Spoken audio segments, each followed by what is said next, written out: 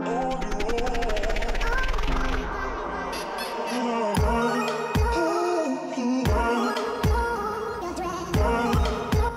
в който ставам и виждам, че в хладилникът ми няма абсолютно нищо. Разстав, който е рязко скачен до магазина за взимане на закуска, защото преди да хапна сутрин, да кажем, че нещата не са много добре за снимане. Днес ще се виждаме с Христо да гледаме някой футболен матч. Дават Холандия срещу Испания, а преди това евентуално кафенце с Майя, която вие може да познавате, може би не. Нямам никаква представа, но преди всичко това закуска тайм.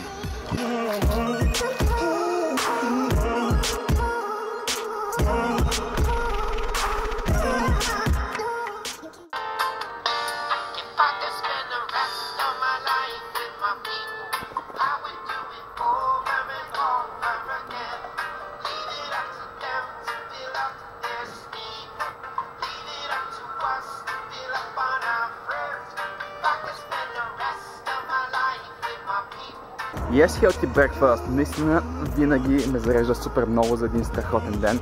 Между другото, пуснах си малко реги с закуска, изобщо не е лошо. Вие слушали сте реги като цяло?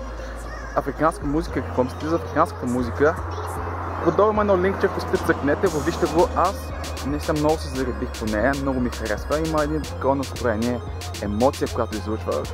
Може би на вас ще ви хареса, не знам, пробвайте, защо не? Новите неща не винаги са лоши, така че не знаете кое е лошо нещо, обаче отивам към центъра, преди това има 94.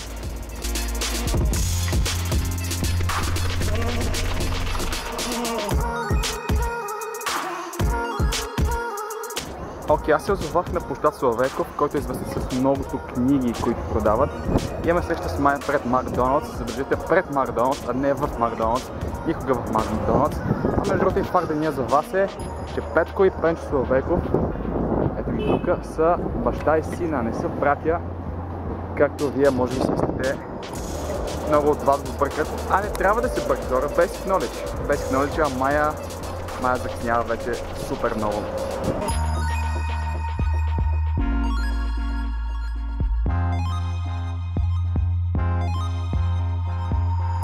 Ейо, Майя, добре шла в влога ми отново. Ще помоля да не псуваш. Няма. Аз съм преподавател, така че...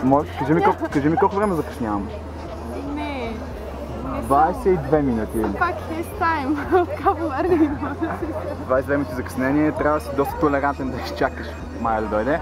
Но сега сме седнали в кафе пред Народния и по-добра част от деня лате. О, е!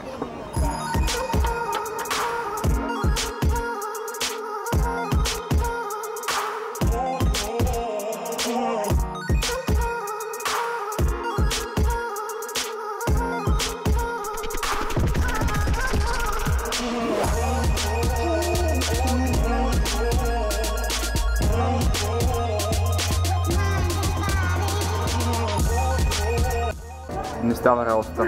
Изобщо не става. Нова SD карта за мен, 16 гигабайта, дано този път поне не е загубя, както Майя проникнователно ми напомни. Тя ще бъде инсталирана в моят фотоапарат, че всъщност той няма да има голяма разлика, просто аз ще имам повече място за по-яки видеа с Майя. Да. Чак, някой ми звъни. Защо ми звъни точно в момента? Може да почакам. Добре. Yes! Yes! Thank you very much. Thank you very much. Това е професионализъм и класа. 3 години съм го учил в училище. Е, с това резултата. Ало! Пръждане в стък във въздуха. Баща ми обаче, ловя ги. И малко кафенце. Сега време за биричка. Не се оплакваме, нали така?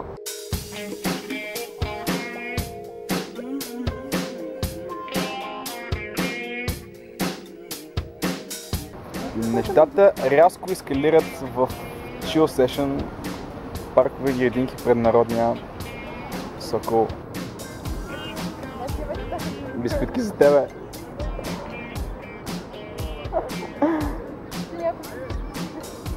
Яще.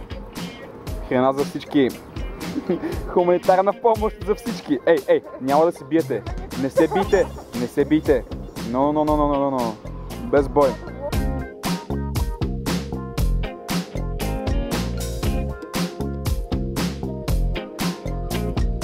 Alright, май си фанат трамваят 5 зад мен, а пък сега имам среща с Христо, този кретен, за да чилне малко с него, предполагам бира, мачове и така нататък. И много ми се пика на мен, между другото.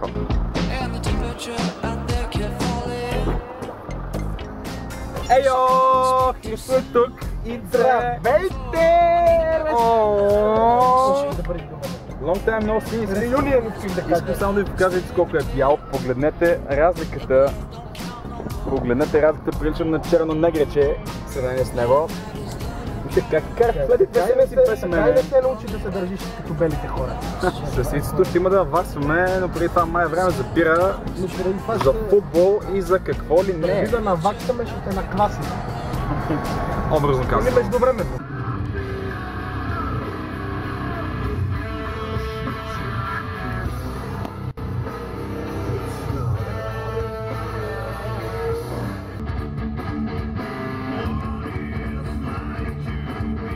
Само така тъпнете.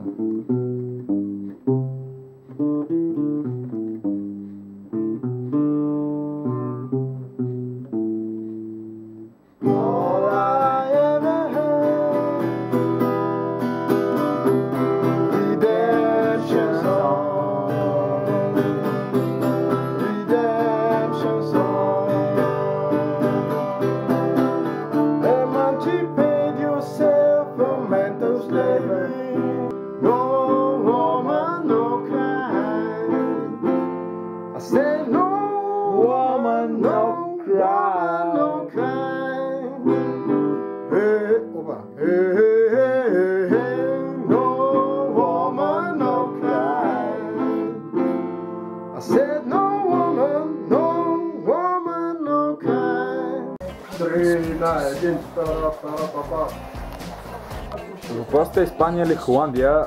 За момента тежка загуба за Испания, но това е един вид реванш за финала на световното в 2010 година, ако помните Испания. Точно така. Испания, Холандия.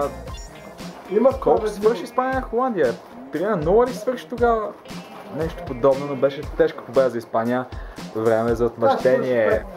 Бате, но беше драго, че те видяхме. Адиос! Тежка загуба на футбол, тежка загуба. Хапнахме.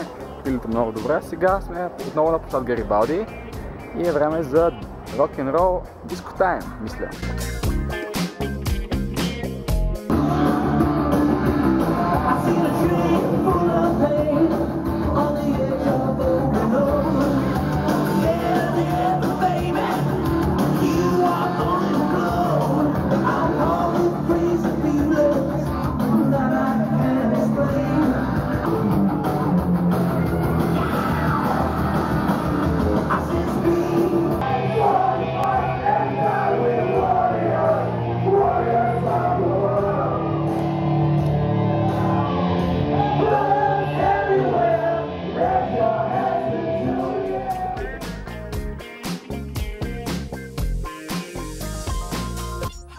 Барчето пръсна, както се казва, и като цяло беше готин ден, което ми напомня между другото хора, че последните няколко влога аз май съм доста негативен заради липсата на информация, заради всичките изтрити файлове, но пък никато днеска ми напомнят май, че спомените някак да се изтрити, въпреки че ги нямам на хард диск. Всичко ми е в ума и не си заслужава се ядосвам за глупости, така че memory remains, както се казва, а вече е почти 3 часа, така че аз отивам да си лягам, ще ви казвам лека нощ тук.